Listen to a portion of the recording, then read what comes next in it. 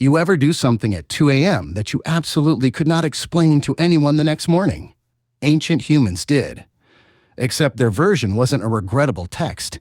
It was crawling 400 meters into the pitch-black guts of a mountain by torchlight to paint a horse on a wall nobody would see for another 17,000 years. No streetlights, no reason, no deadline.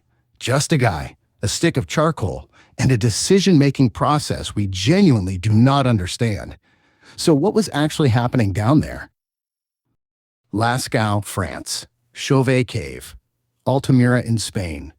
Some of these chambers sit so deep underground that reaching them today still requires crawling on your stomach through gaps barely wider than your shoulders. And ancient humans did this on purpose, repeatedly, for thousands of years.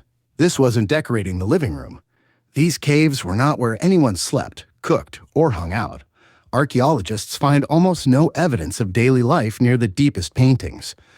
No fire pits for warmth, no food scraps, no tools for everyday survival. Just pigment, soot from torches, and the occasional 17,000-year-old footprint frozen mid-stride in the mud.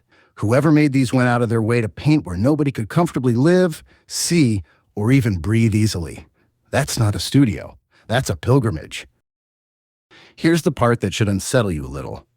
Researchers studying the layout of these caves found something deliberate.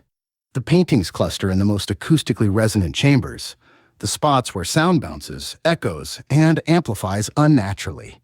Clap in some of these rooms, and it sounds like a drum. Cave art and cave acoustics line up so consistently that some researchers think sound was part of the ritual, not a coincidence. Add flickering torchlight to that, and something strange happens. Firelight doesn't illuminate evenly. It flickers, throws shadows, and makes a painted bison's leg seem to shift mid-stride. Some researchers believe this flicker effect was intentional. The world's first animation, built from nothing but fire and patience, designed specifically for an audience of 1 or 2 people deep in total darkness. This wasn't art made to be seen casually. It was art made to be experienced, alone, in a place engineered to make you feel small. So why go through all that? The leading theory isn't decoration, it's transformation. Anthropologists studying shamanic traditions point to something called the trance state, achieved through rhythmic drumming, sensory deprivation, or extended time in total darkness. Deep caves produce all three naturally. No sound but your own heartbeat. No light but a single torch. Modern sensory deprivation research shows the brain starts generating its own visuals within minutes of input like that. Lines, shapes, animals that aren't there, which means the paintings might not be records of animals these people saw outside. They might be records of something a brain produces entirely on its own, deep in the dark, when it runs out of real information to process. So the dark reason isn't violence, and it isn't superstition for its own sake.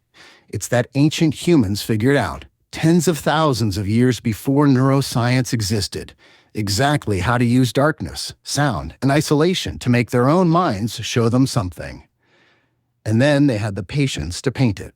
Next time you're scrolling your phone at 2 a.m. chasing a dopamine hit, just remember, someone did that 17,000 years ago. They just had way better wall art to show for it.